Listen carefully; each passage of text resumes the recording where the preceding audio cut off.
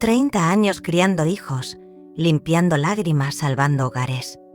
Y esa noche, mi yerno me pidió con una sonrisa: ¿puede cenar en la cocina, por favor? No lloré.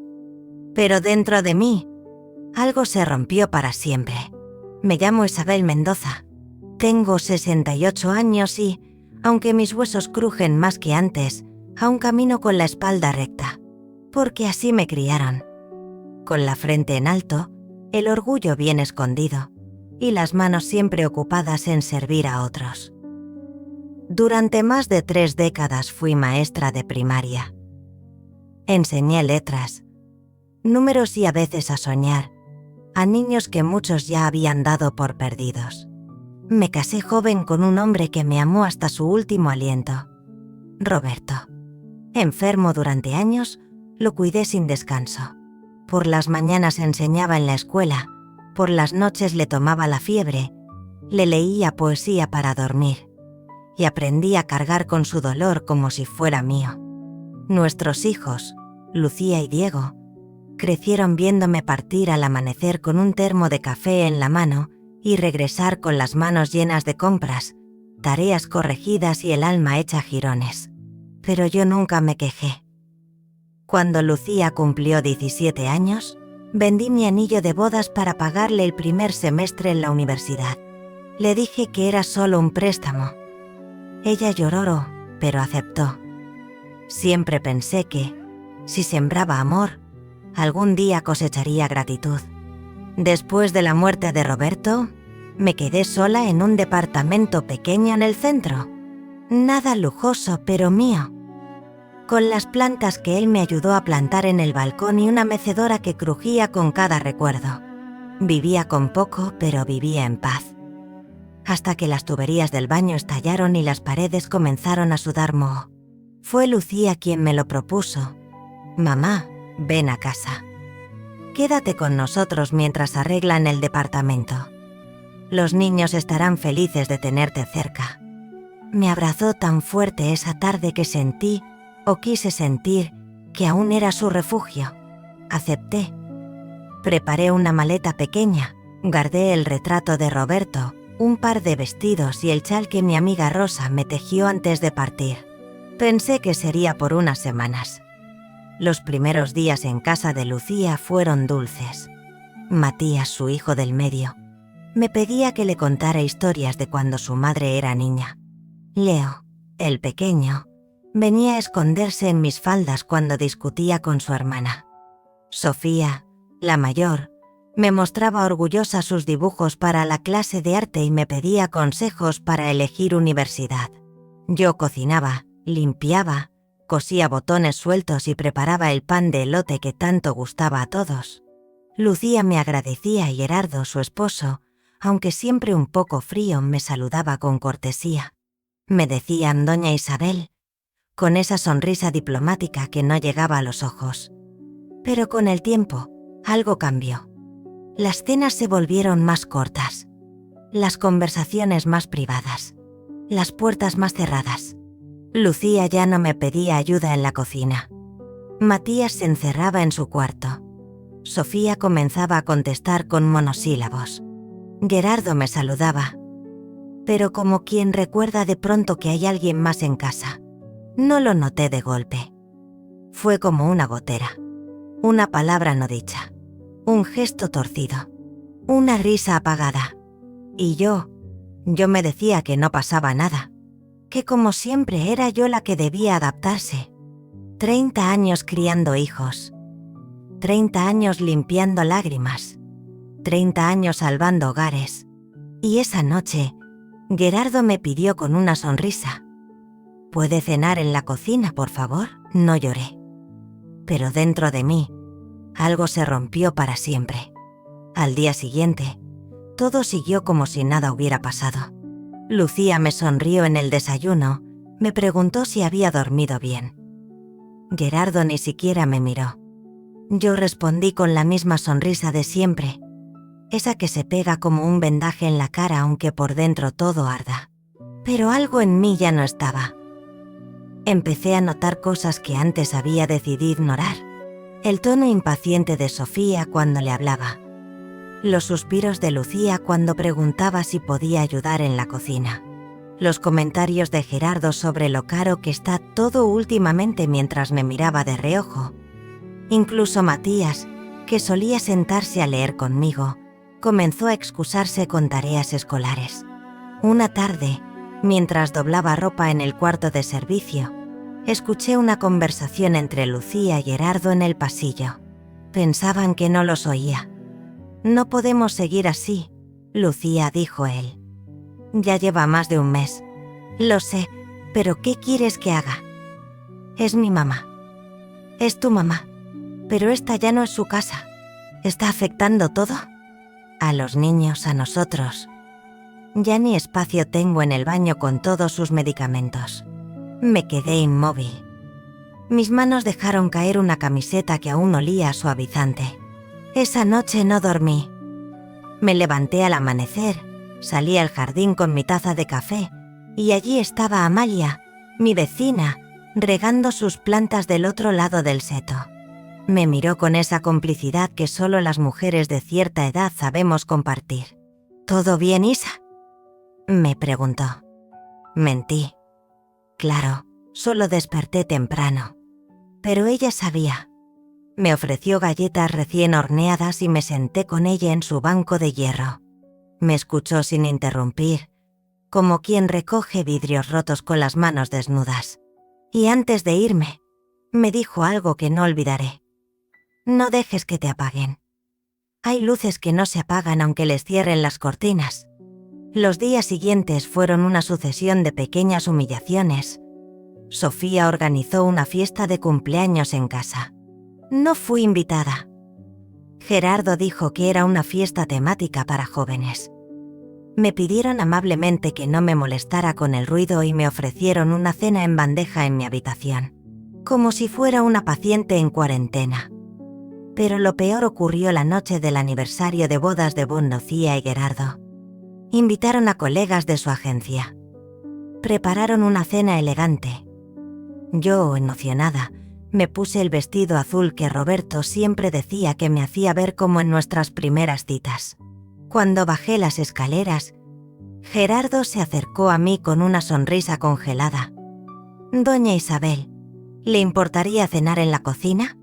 Es que hoy tenemos invitados importantes y ya sabe, necesitamos el comedor». Me quedé paralizada. No por la petición, sino porque Lucía estaba ahí, y no dijo nada. Bajó la mirada. No me defendió. No me ofreció ni una excusa. Solo se giró hacia la mesa y siguió sirviendo copas. En la cocina me esperaban un plato con pollo, una ensalada sin aliño y una copa de agua. Nada del salmón, nada del vino. Me senté sola. Leo bajó con la excusa de buscar un vaso, pero se quedó unos segundos a mi lado.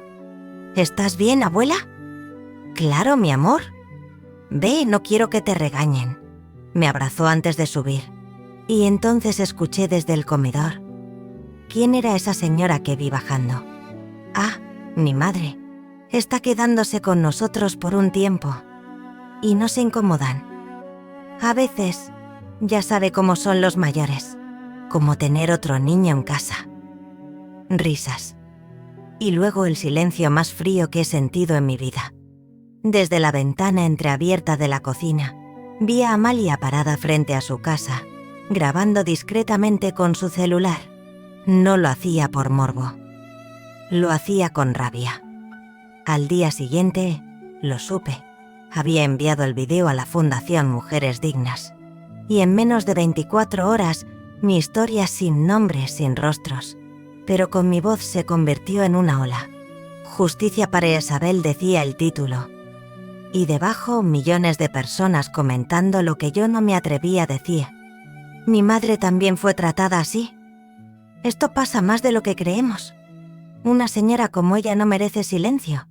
Merece aplausos. No dije nada esa noche. Tampoco la siguiente. Pero algo en mí ya había comenzado a empacar antes que mis manos lo hicieran. Amalia venía cada tarde. Traía pan dulce, historias del barrio, a veces solo silencio. Pero ese silencio suyo era más compañía que todas las palabras que recibía dentro de aquella casa. Un día me preguntó si había visto los comentarios. Le dije que no. No quería leer la lástima de desconocidos.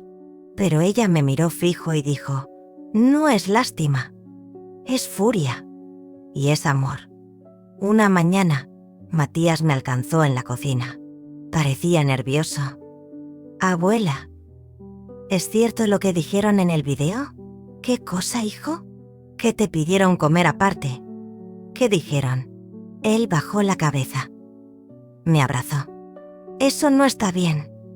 Te juro que no todos pensamos así». Y entonces lo inesperado ocurrió. El video fue compartido por una actriz famosa.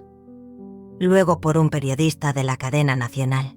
Pronto se convirtió en tema de conversación en programas matutinos, foros de derechos de los mayores, hasta políticos opinaron. Gerardo estalló en casa. ¿Cómo es posible que nuestra vida esté en Internet? Nos están difamando. ¿Difamar?, le dije por primera vez con voz firme. Difamar es repetir en voz alta lo que tú dijiste en voz baja. Lucía me pidió que saliera a dar un comunicado. Amé aclarar que fue un malentendido. Me miraba con súplica, con miedo. Pero yo ya no era la mujer que había llegado con la maleta llena de vestidos bien doblados y un retrato escondido. Esa noche, Leo entró a mi cuarto. Me abrazó sin decir nada y dejó sobre la cama una hoja doblada. Era un dibujo. Él y yo sentados en la cocina riendo. Con letras grandes decía: «Aquí sí hay lugar para ti, Lore». Pero no por tristeza, sino porque entendí que si aún había un niño que podía ver valor donde otros veían carga, entonces yo aún tenía algo por enseñar. Al día siguiente preparé mi maleta. No me llevé todo, solo lo necesario. Mis medicinas, mi chal, el retrato de Roberto, el dibujo de Leo. Escribí una nota breve, no por culpa, sino por respeto. «Querida Lucía, gracias por tu hospitalidad. Necesito un lugar donde se me escuche sin tener que alzar la voz. Te llamaré cuando esté lista para visitas. Con cariño, mamá». Me detuve frente a la habitación de Leo. Dormía aferrado a su almohada. Le dejé un beso en la frente. Bajé las escaleras sin hacer ruido. Gerardo aún veía televisión en la sala, sin notar nada. Abrí la puerta y sentí el aire frío de la madrugada acariciar mi rostro. Era otoño. Y sin embargo, dentro de mí, algo florecía. No sabía a dónde ir. Solo sabía que ya no podía quedarme. Y así, con una maleta en la mano y el corazón recogido, Isabel Mendoza dejó de ser un mueble viejo para convertirse en historia. Tomé el primer autobús que pasó. No pregunté a dónde iba. Solo subí, pagué y me senté junto a la ventana. Mientras la ciudad se alejaba, sentí cómo el silencio dejaba de doler y empezaba a curar. Puerto Clara. No había estado allí desde que Roberto y yo éramos jóvenes. Una ciudad costera que olía a sal y a pasado. Bajé en la última parada. Un taxista dormía con la gorra sobre los ojos. Le toqué el hombro. ¿Conoce alguna pensión tranquila? Claro. La posada de Doña Carmen. Limpia, segura y con buena vista. No es lujo, pero es hogar.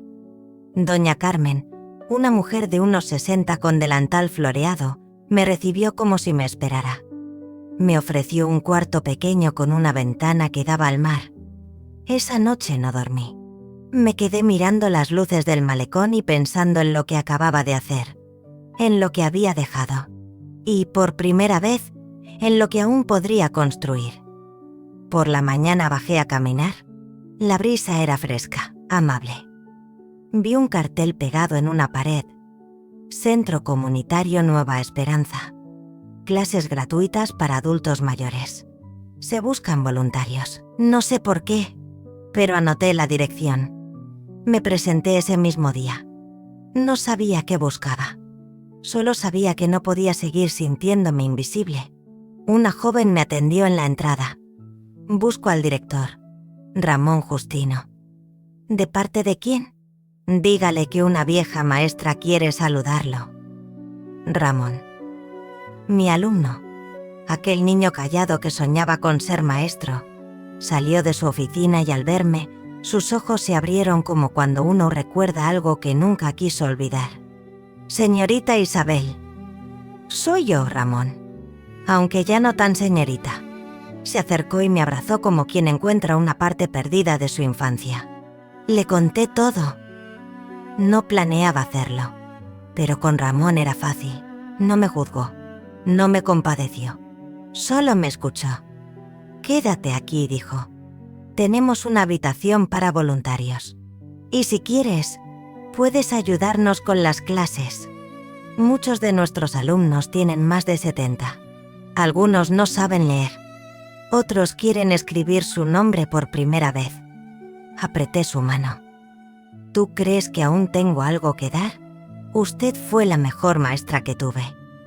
No ha dejado de enseñar, solo le faltaba un lugar donde hacerlo. Y esa noche, por primera vez en mucho tiempo, dormí en paz.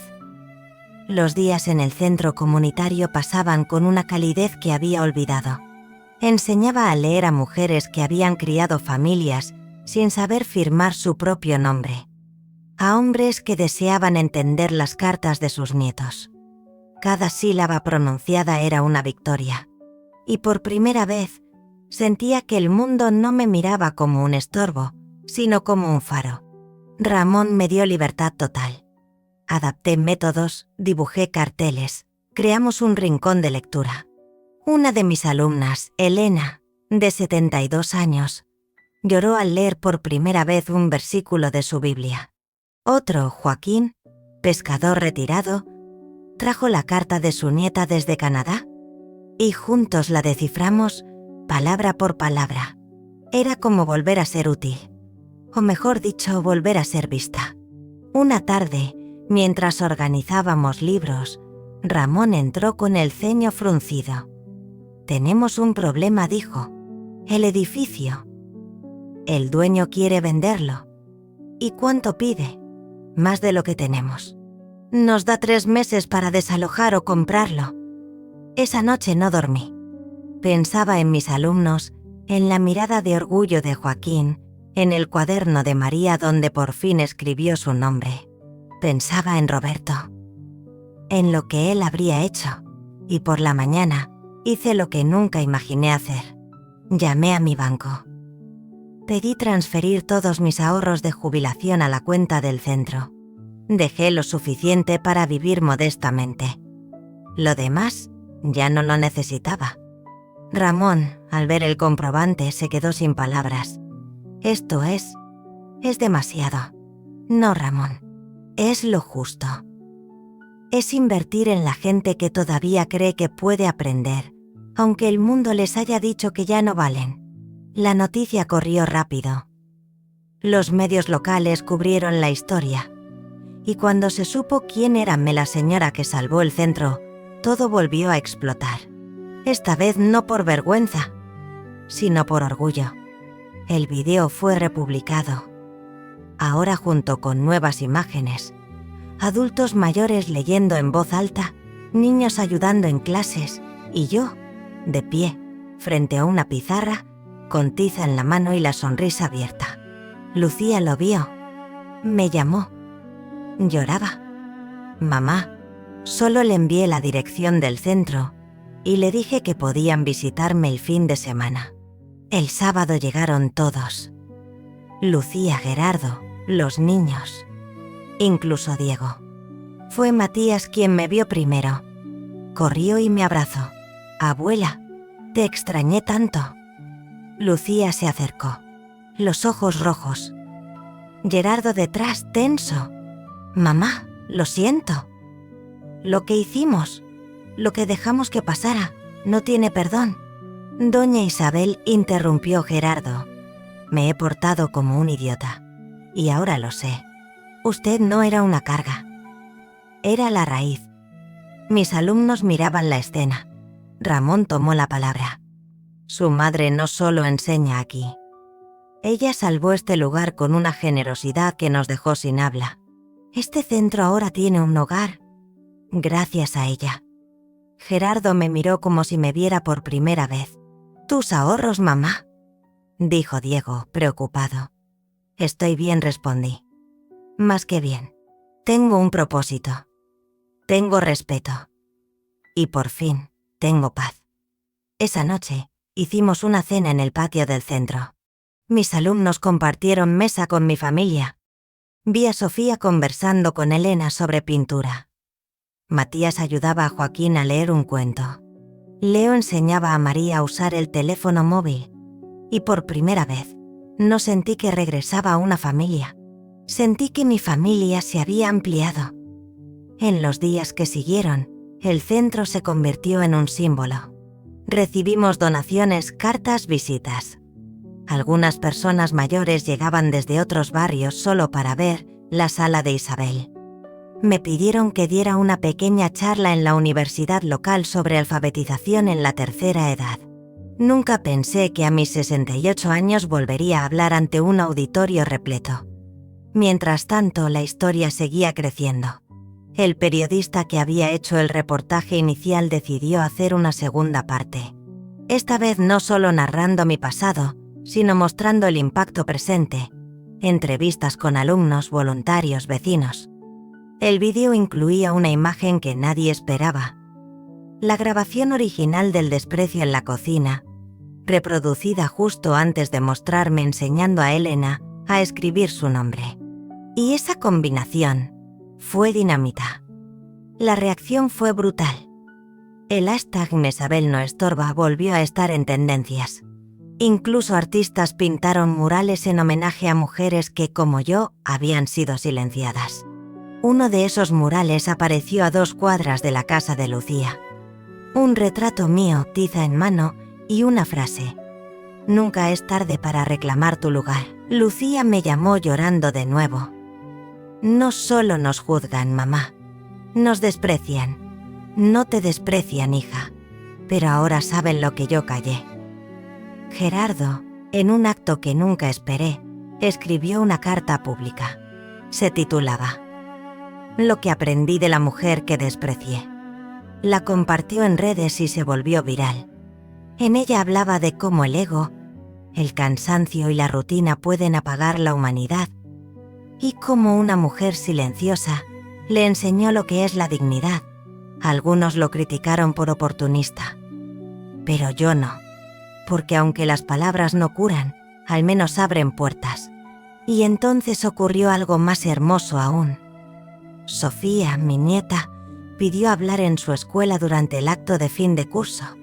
Subió al escenario con el uniforme perfectamente planchado y dijo: «Esta es una carta para mi abuela Isabel». Y frente a todos leyó su arrepentimiento, su admiración, su promesa de no volver a ignorar a nadie que ame en silencio. El auditorio la ovacionó. Y ese video también se volvió viral. Pero esta vez no hubo vergüenza, solo orgullo. Un sábado cualquiera, caminaba por el malecón con Leo. Me tomó la mano y dijo: «Abuela, si algún día no tienes dónde vivir, ven conmigo. Yo sí pondría una silla para ti». Le sonreí, apretando su manita. «Y yo la aceptaría, mi amor, siempre que sea al lado tuyo». Aquella noche, al regresar al centro, me detuve frente al mural que pintaron en el patio. Era yo, sí, pero también éramos todas. Todas las mujeres que alguna vez sirvieron el plato sin tener un asiento. Y entendí que ya no era invisible, que nunca más lo sería. Un mes después, organizamos la primera graduación del centro. 10 adultos mayores recibirían sus certificados. Joaquín, María, Elena y tantos otros.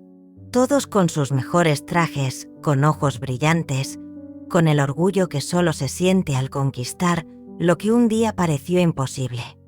Yo estaba sentada en primera fila. Ramón me había pedido dar unas palabras al final, pero antes de eso, cada estudiante recibió su diploma con aplausos, abrazos, algunas lágrimas. Cuando María subió al escenario, con su vestido rojo de flores y su caminar tembloroso, se detuvo y dijo: Hoy no solo aprendí a leer. Hoy aprendí que aún puedo empezar de nuevo. Mientras ella hablaba, vi a mi familia entre el público. Lucía lloraba. Diego la abrazaba por los hombros.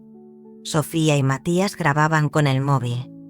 Leo agitaba una banderita que decía: «Vamos, Joaquín». Luego fue mi turno. Caminé despacio hacia el micrófono. Respiré hondo. Hace un año, yo era invisible, dije. No porque nadie me viera, sino porque me acostumbré a no ocupar espacio. A servir sin preguntar. A callar lo que dolía. Pero un día, alguien me pidió que cenara en la cocina. Y entendí que la dignidad no se negocia. Silencio. Un silencio lleno de respeto. No guardo rencor, pero sí guardo memoria. Y hoy, con cada una de estas personas valientes, celebro que nunca es tarde para volver a ser quien una es. Ni para perdonar, ni para exigir amor con el mismo amor que dimos. Lucía se puso de pie. Caminó hacia mí. Me abrazó fuerte, como si quisiera recoger todos los años perdidos en un solo gesto. Gracias por no cerrarnos la puerta, mamá. Gracias por no apagar tu luz. Aquel día, nadie habló de escándalos. Nadie mencionó el video. Solo hubo alegría, redención, humanidad. Y al terminar, mientras todos bailaban en el patio con música de boleros y risas, vi a Gerardo acercarse. Me tendió la mano. «¿Me permite esta pieza, doña Isabel?» Reí y acepté. No porque lo necesitara, sino porque había aprendido que incluso quien más falla puede cambiar, si se lo permite. Bailamos despacio. No hablamos mucho. No hizo falta. Yo ya había sido escuchada. Y ahora también era celebrada.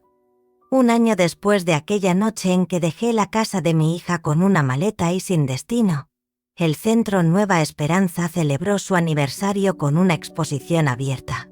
Había fotos, poemas, cartas de los alumnos. En una de las paredes colgaba enmarcada la primera nota que María escribió sola. En otra, un mural nuevo. Una silla vacía y encima, la frase: «Aquí siempre habrá un lugar para ti. Lucas, mi nieto, ahora es voluntario los fines de semana. Enseña a usar teléfonos y computadoras a los adultos mayores. Lo hace con paciencia, con ternura. Y cada vez que alguien lo agradece, él responde». Esto lo aprendí de mi abuela. Sofía vino una tarde con una cámara. Está grabando un documental sobre mujeres que cambiaron su comunidad. Me entrevistó sentada en el jardín del centro. ¿Cómo resumiría todo lo que vivió abuela?, me preguntó. Pensé unos segundos. Nunca quise venganza.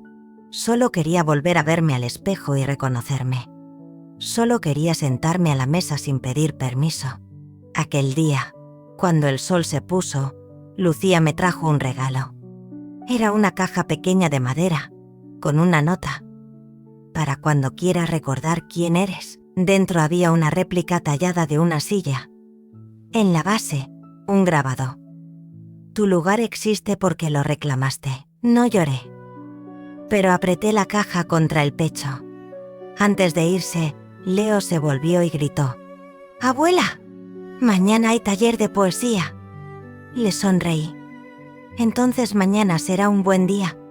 Esa noche, mientras apagaban las luces del centro, pasé por el aula vacía. Sobre una de las mesas quedaba el dibujo que Leo me regaló meses atrás. Él y yo sentados juntos. Y al fondo la frase escrita con rotulador infantil: «Aquí sí hay lugar para ti». Apagué la luz, cerré la puerta y supe que no necesitaba más aplausos. Solo la certeza de que finalmente estaba en casa.